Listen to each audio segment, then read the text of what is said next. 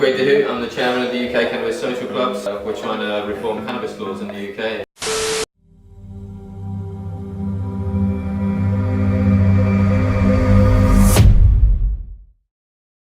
People have the right to go and to enjoy cannabis socially with people in a cannabis social club setting, or grow their own at home. We need the right to grow our own medicine, our own enjoyment, and I think it's about time we had it. It's 2018. So many states in the US have now legalized it for recreational use. There's half of the states in America have got medical use as well. The tide is changing. We're at that tipping point, and the rest of the world, like the people in the UK, they've been looking at this, tide coming up and going, when is it going to be our turn? And for me, I'm looking at that, going like, damn, how can I get involved with that, like really quickly? How can I make that happen here, like sooner? So I went over to America and I went to see what was happening. I went to California, Oregon, Washington. I got to see what the scene was like and what the industry was like, and who the grassroots activists were, who the sort of like the businesses that were coming in, how they were operating, how they interacted, and then sort of like on the activist side where you've got like people campaigning for change, what they were having to go through. And when I was doing this, it was sort of like in America, it was during the Occupy movement, so there was real good energy going on for activism and grassroots and sort of like people taking the power back, and that really inspired me. I thought, if I come back to the UK and I'd find out, I'd find the right people to do this with, like we can really achieve something, and like we can spread the message to people like me, the cannabis people that want to have cannabis social clubs. We've got 45 minutes away, we've got Amsterdam, so it's just a flight. It's, you can't get to places up to the other end of the UK that quickly. You can go there and you can enjoy the freedom. And now there's Barcelona, where there's like 1,000 cannabis social clubs. People can just hop on a plane, it's an hour and a half away. It'll take you 6 hours to drive to Teesside from Brighton, where the nearest actual cannabis social club is that's running in the UK. So people, with that in mind, people have wanted to make that change, to make that difference, and to be the change in their local area. And that's what we've been doing down in Brighton, the Brighton Cannabis Club. We're doing Green Pride down there. It's bringing the community together. You've got events like Product Earth popping up, where it brings all the businesses together. You've got Borafest popping up, where it brings the glass blowers together. There's 420 this year in London. Wow! Insane, right? 18 to 25,000 people, all in the park. All blazing up. The police this year were brilliant with us. Like, so chilled out. They were like, they've realised, I think their heavy response in the past has been too heavy, and they didn't need to do it like that. This year they've been super good with the communication. I think everyone had a really good time. I think next year it's the weekend, so Saturday's going to be a booming one for 420. So if you're going to be about in London next year, Saturday weekend, you're not going to be working, where it's at 420 in Hyde Park. And if you're not in, if you're not in London area, we have them in Leeds, Manchester, Liverpool, Bristol, Swansea. I think they'll probably be in Cardiff. If there's a major city, I think there's going to be a 420 this in 2019. So just, I don't see how the movement can slow down from this point. The only way is up. Yeah, that's right. I look forward to the 2020 one as well. For 2020. Yeah, this year was sick actually. 420 I felt the same way about as well. I was calling it more like a weed carnival. That's the idea, because we like every year they've told us, you're not allowed signs, you're not allowed tables, you're not allowed stalls, and progressively we've just every year managed to do a bit more. Yeah, Stuart Harper, credit to that man, he's the UK Cannabis Social Club's political liaison. He talks to the police and the politicians about what we're doing at the clubs, and they contacted us this year and just said, so what's the score with 420?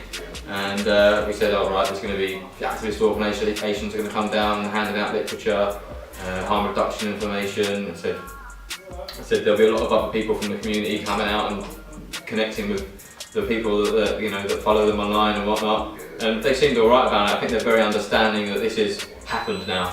It's not something you can just suddenly turn around and go, put the toothpaste back in the tube. It doesn't work like that. It's out, the genie's out of the bottle. So they've been cooperative with us. What I will say though is the aftermath is not cool. the clean-up effort there's none by the community. Yeah. People need to turn around at sort of like 6, 7 o'clock and go, right, we need a bit of a clean-up, like just get the bags out, take the shit away, put it in one of the bins. We organised to have like big dustbins put there this year. People still not taking their stuff over. There was a majority, you know, a handful of people that were, but not enough, anywhere near. Like it was, you know, a group of 3 of us cleaned up a 100 square metre area at the end of it. You could see the night and day difference of what it was like. And if we're going into the Queen's backyard, it doesn't matter if you're not, you know, a fan of the monarchy or whatever like that. You can respect the space that it is. It is a really beautiful park. That's why we go and have a good time there. Well, even if you don't respect that it's the Queen's garden, you don't have to even consider the Queen. You just should respect the fact that obviously weed is still illegal, and you know they're allowing us to get high. If we're trained, yeah. So like, I think like that's something us as Paperchasers Inc. we spoke about as well, wanting to do as a collective and try to do a bit more for next year, is to plan that we get a team of volunteers in place and actually actively helping out so that the cleanup is done after the event. Yeah, I speak to the park wardens afterwards, and they're not happy with it. But I told them, I said, count up how many black bags you got this year, give us that many at the start of it next year, we'll distribute them through the day, and we'll make sure that it drops off of the bins. Like, let's have a collective effort. You know, we want to work with you. We're not here to mess up your day and make you work harder. It's really cool because it means that by next year they're going to have to definitely acknowledge it as being an event and invest some of our tax-paying money into it. Well, I think it's not down to that. It's down to the community to fund it. Like the community wants this to happen. They know the benefit of making it happen. They just need to start chucking a bit of donations into to the committee. No one wants to do that. Everyone wants to enjoy a free day, like they do at Rotten Hill Carnival. And for 420, they shouldn't have to spend money. Like I think people. Everyone can throw a few pennies in the pot. This is the example of this is Seattle Hempfest, where they have 3 million people there over 3 days on the bank holiday of August. Like it's the equivalent of our bank holiday August weekend. Now they don't charge anything for it, but they ask someone to put, here's a collection bucket, put a $5 in there, suggested donation, because it costs that much money to put the stages on, to get some of those speakers in from around the world or from around the country that can actually inspire people to become real activists. I've seen speakers that have actually made me cry and made me go, right, I'm not doing nothing, my activism, I need to really step it up. But they wouldn't have been there doing that unless there was a bit of donations coming in to make it better, because we believe in this. Everyone's spending silly money on pop tops and Cali weed and that like that. It's like, fuck that. Let's put some money into our home, into our own fight, make it better for everyone, and show England what we can produce, because they're not going to turn around and do it for us. We can't expect the taxpayers' money to go into legalising weed. We definitely can. I think as Britons. I know it's not going to happen because I work with the politicians. I know, but it should. At the end of the day, the same way that we have Carnival happen every year, there's no reason why we can't have 420 and have it as a public event that's free for the public. I think the most you should expect from stoners especially is that they at least stick back behind to help clear up. But otherwise, expecting people to put their hands in their pockets and put money towards it doesn't make sense. It's a free event. There's nothing at 420 for anyone to pay for. No, but next year, if there's a big stage and it's big and we actually have food stalls and do something that's never been allowed in the park before. Yeah. That's going to cost money to do. You can't expect the government aren't going to do it. It's the companies involved in it that will decide to spend the money. So like you're saying. No, but if you've got loads of volunteers doing things for the day, and then there's lots of extra costs, which we've learned from doing these events for 7 years. Yeah. You can't just do it on goodwill. Those people are taking time out of their lives to do things. But 420 I consider to be completely separate. That's why I'm arguing for 420, because 420. If you ask for a £5 donation from people and 1,000 out of the 25,000 people do it there, that's £5,000 that's gone into helping. But 420 doesn't belong to anybody. 420 as an event is just a public event. It's something that we as a community together have made happen. It's not one group or organisation. How do you think those stands got there every year? Me and Stuart go to Fleetings with the obviously you guys have to go to meetings, but regardless of the meetings, people would turn up at 420 anyway, whether you guys... No, but we wouldn't have the amnesty that we've got now, because the police have been walking through that park and marching through it at 5 o'clock every year, and to get everyone out. They're not doing that now. Like that's only happened because me and Stuart go and have meetings with them 4 times leading up to I think it's a bit of both. Yeah, I guarantee you those things wouldn't have happened though, because we've worked hard on that, and I've got the track record for it. And this is what I don't think the public really appreciate at the moment. That's why I reach out and I speak like this. Yeah. Because they don't appreciate the work that actually goes in to make those things. We have to have meetings with the policeman at Green Pride.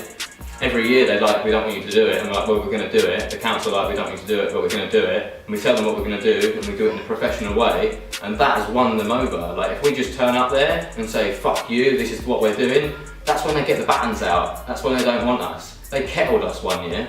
Like, that doesn't happen now. That doesn't happen because we sat them and had the meetings. No. We told them the vision for 420. We warned them what's going to happen on the year that it's going to be a Saturday. 2020 is a leap year, so it's going to be on Monday. It jumped to Sunday. So we've got this one weekend, and like if we put collection bins around, like, and people definitely put money in it. I know they do, but that has to happen to make events bigger, and the events have got to be bigger because it's got to grow. Like if everyone sees London's really doing it, other cities next year will really do it. So it takes that little bit of community crowdsourcing and investment. We just went up to the Milton Keynes Club. It's the Bar Black Sheep cafe, and that place was built on community crowdfunding. Sort of like it wouldn't have happened if people hadn't put a tenner in each, or they didn't do it. They put the money in. They've got this space, and they can all use it to do their kickstarting their own things. So that's all. Like with the 420 years, it's sort of like a lot of people have actually, a few people have put in a lot of effort to make it what it is now. People would turn up there. It wouldn't be what it is, like what it's going to be next year when it's got a stage. There's going to be people like commanding attention. There'll be sponsors there, there'll be things to actually for people to get a grip on. Sort of. When you've got that many people there, you've got that many people's attention, it's a shame just to say it was a good day and not to go, wow, what can we do for this to actually make weed legal now? That's the responsibility side of activism kicking in. Like, that's what a lot of people glance over and go, yeah, it was a really good day and we've done this. Like, the legalisation and the progress doesn't really happen unless those kind of like instrumental and logistical things are put into place. Like Rome wasn't built in a day, and 420 like legalisation isn't going to be built in a year or 10 years. It's a long process, but each step is really important. And sometimes, yeah, we can't just expect the corporate sponsors to just come in and pay it all. Like they need to see that the community wants this as much as they want it. Because if they put the money in, and they see people aren't willing to put their own money into it, they feel like their money is wasted because people aren't prepared to support it themselves. And I know that because I meet with the corporations, the businesses that want to sponsor these things. We're like, well, the movement hasn't got as far as it needs to get yet because people haven't put their own personal investment into it. And if we put our personal investment into it and then they don't respond well to it, then we've wasted our money. And the people don't care that the businesses have wasted their money, but the businesses do, because they're like, fuck, we just put all this money into the UK, weed scene, and they didn't respond how they should have. And then all of a sudden, sort of like, well, they don't want to support us anymore. So that is like, it's a balance that needs to be kept. The community on its own are just a bunch of stoners that don't really know much, like to the degree that you do. So in a sense, sometimes they hear this information, but they don't even understand it because it's not in bite-sized information. They don't know what they can do as activists. Do you know what I mean? And actually be there and be a part. Some of them only know, like what I'm explaining to you, to just turn up at Hyde Park and bin it and smoke a spliff. So like if we just let everyone just turn up at Hyde Park, bill it and light a spliff and they go home, like, and the organisations aren't there behind it to make sure they've left that park with actually knowing something more than they came with, we're just stuck in the same situation. That's why we in the UK sat still for 25 years while America sped ahead with dispensaries and legalisations. So what advice can you give? It's all about communication. Just because someone's putting things online doesn't mean that you can't communicate with them. Like, they're putting themselves out there surely because they want you to reach out to them. They want to find their tribe, their local like-minded people. So explain to people, once they've gone online, they've found their local club, they contact them directly, what's the steps? What happens after that? Hopefully their club will be at the stage where they're doing a private membership. So you pay a membership fee to join. They'll tell you about that'll put you in the know if you know group. Like, they'll tell you about the community events that are going on that are only available for private members. They might be weekly, they might be monthly. It depends on the size of the club at the time. And Down in Brighton, we've been doing 2 events a month. We do a dank dinner and dabs. We do medicated meal, so 3 or 4 course infused, really nice meal. Eat different one every time. We have different dabs in between, and then the other session 2 weeks after it is just a club member session where people come along. They share their, the bud that they grow, show each other what they've got. It's just a big, nice social event where people can let their hair down and communicate. And that's what our members, they pay to be a member of the club, so they can do that. They pay a little entry fee to come in because we're trying to save up money so we can have our own club. So it's just open, so members who pay their yearly fee can come in and use the space socially. And that's the aim, really. So everyone that has got that, they've got a community hub that they can do what they want for. A lot of the cannabis social clubs are the first point of contact for people that want to find out information about medical cannabis or cannabis in general, or who their local hookup is. And we can't sell people like cannabis, so we say just come and meet your community. And you'll find the people that you want to meet and get them do the things you need to do in. And so that's just the purpose of the club, and it's literally a case of just reaching out. And if you know someone from a club, that's a way to become a member of them. You can recommend a friend. But it just depends what size the clubs are at this stage. There's a lot of different size clubs at the moment. There's community groups that are just doing once a month. There's some. And are they all legit? Because obviously there's a lot of dodgy stuff going on as well. Yeah, well, I guess. No, obviously when I mean legit, you know what I mean. I just mean when people are looking, because obviously it's one of those if you know that you know kind of things. But if you genuinely don't have a friend that's a member of a cannabis club, or you don't know somebody, like what I'm saying, and you're literally just looking online, what are the telltale signs? What we've done now, because I recognise this, I get the feedback, I go, well, there's not a cannabis club in my area, or I don't want to join that one, I don't like those people, or they haven't let me join. I went and met them and they've not contacted me back. What we've done is opened a cannabis social club, like UK CSC supporters members on the website. So you pay £25 to support what we're doing, the UK Cannabis Social Clubs. You become a member, we send you out a members email. It tells you where the Cannabis Social Club monthly members meets are that are around the country. We know where you live, so we can let you know and try and connect you with your local community. Because it is hard sometimes. I think we've been a bit expecting that other people will just sort of get the idea, pick it up and run with it, because there are a good number of people that have gone, right, I know I can copy that format, I'll roll out and do it, I'll do it in my area. And they stay in communication with me or other members of the club and let them know what they're doing. We give them feedback, they give us feedback, we give that feedback to other clubs. We try and make it that sort of thriving community feeling, so everyone learns and feeds off of each other's knowledge. But yeah, it's hard building it all from scratch. People contact the clubs and they expect us that we're they almost seem like we're a government-run organisation. They expect us to be a public service. We're not. We're 4 people who work 18 hours a day, 6 or 7 days a week sometimes, just to keep up with the influx of what's going on. Inbox messages we get from Instagram, Twitter, so every social media and our email. It's insane now. Yeah. And there's people who want to tag their plants with a tag plant model, people want to join collectives, people who have got serious medical conditions that they need to speak to someone who's got a bit more advice about using cannabis oil for their medical conditions, people who want to learn how to set up a club, people who want to join a club, businesses who want to get involved with the cannabis industry. Everyone's setting up their little events, asking for what's the legal aspects of it. There's a lot of things to take into consideration when you do start a club as well. Yeah.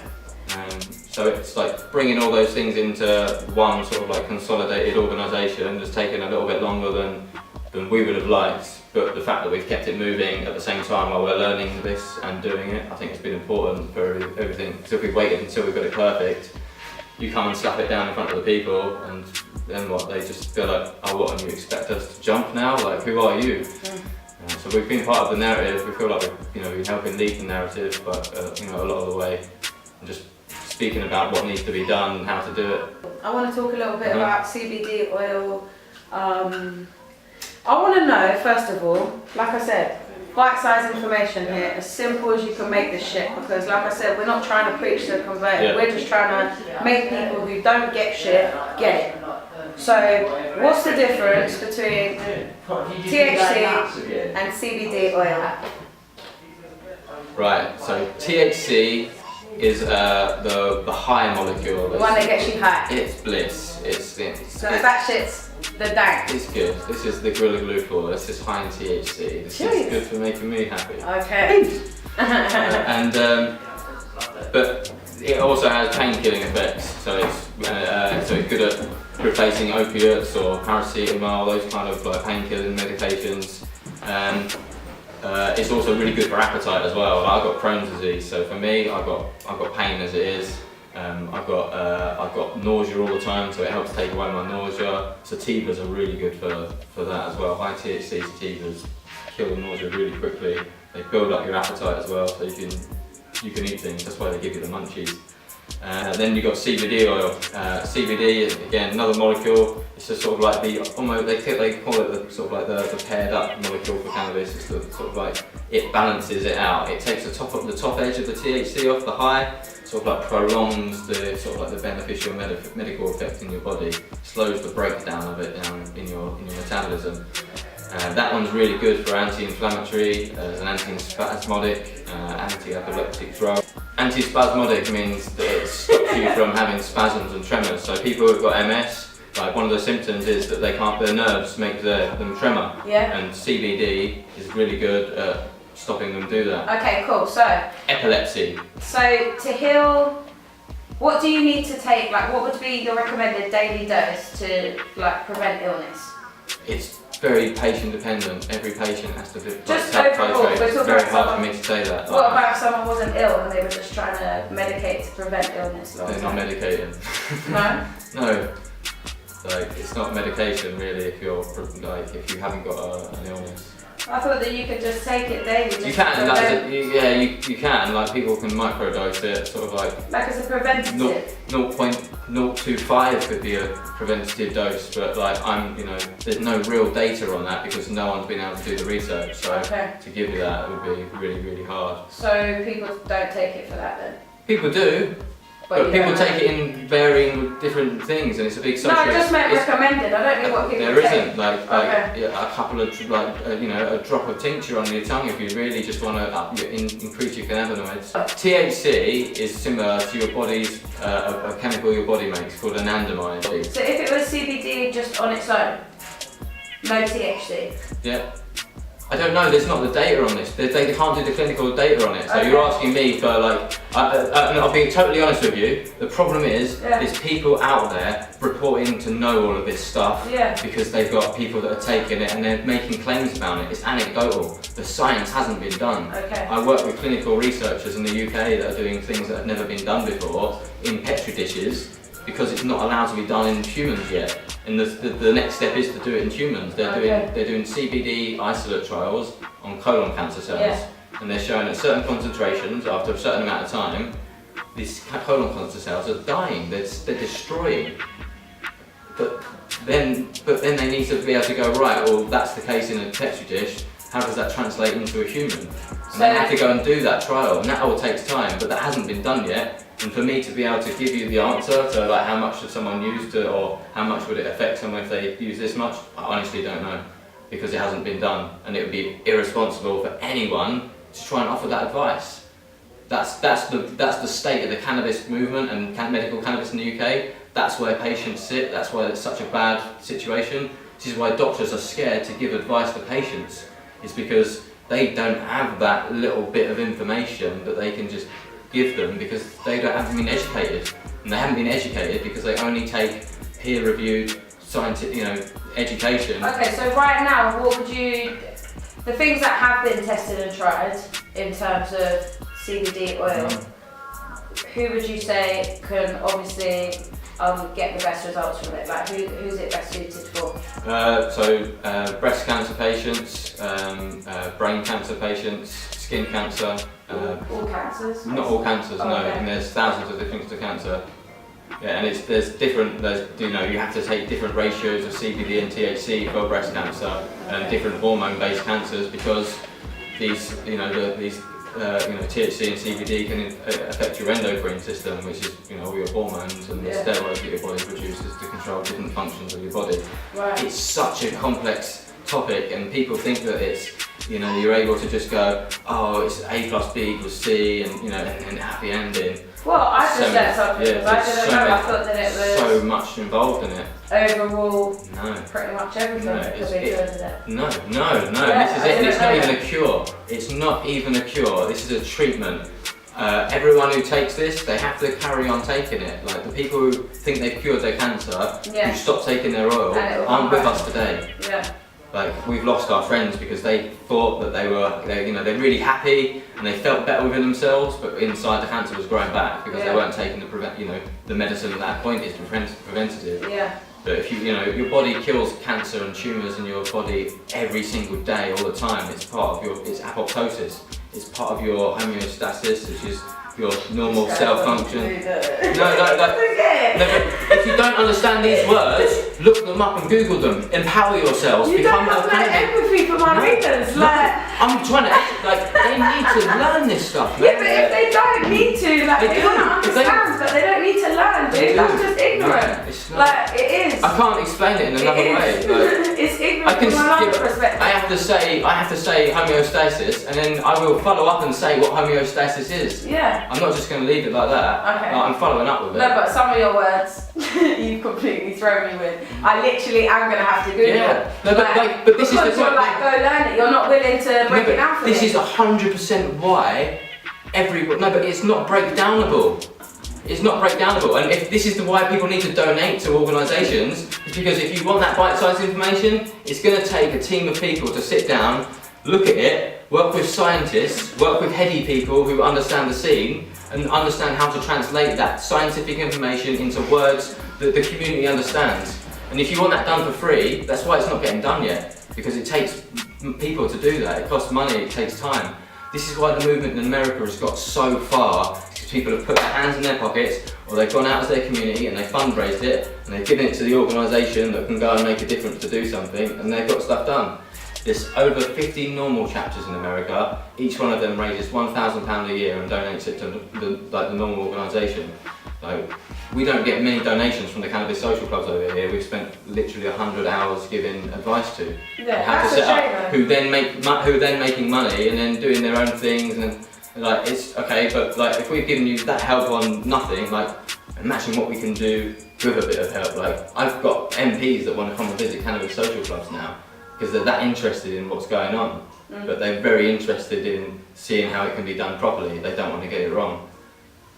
All of this takes time. Do we want them to come visit? Yeah, we do, because they're the ones who are going to legalise it. You can't be totally anti-establishment and want them to accept what you're doing. So it doesn't make sense. What would they do when they come? Do they mind seeing people? They're pro-cannabis. They're scared of getting it wrong. That's why it's not legal yet. But because no one's been doing it right and giving them an example and telling them what they should be doing, they've got their backs up. How dare you tell me what I should be doing if you haven't got the balls or you haven't got the decency to go about it the right way? And unfortunately, people haven't been going about it the right way for 25 years over here. And now that group of organisation has come along and done it properly, they're being noticed for it, and we're just asking for a little bit more backing now. That's literally where we're at. We know where we can get. We've got them literally wanting to come and see how they can get it right. So if you could suggest, I don't know, top 3 tips or top 5 things for stoners to do, to start becoming activists, what do you recommend?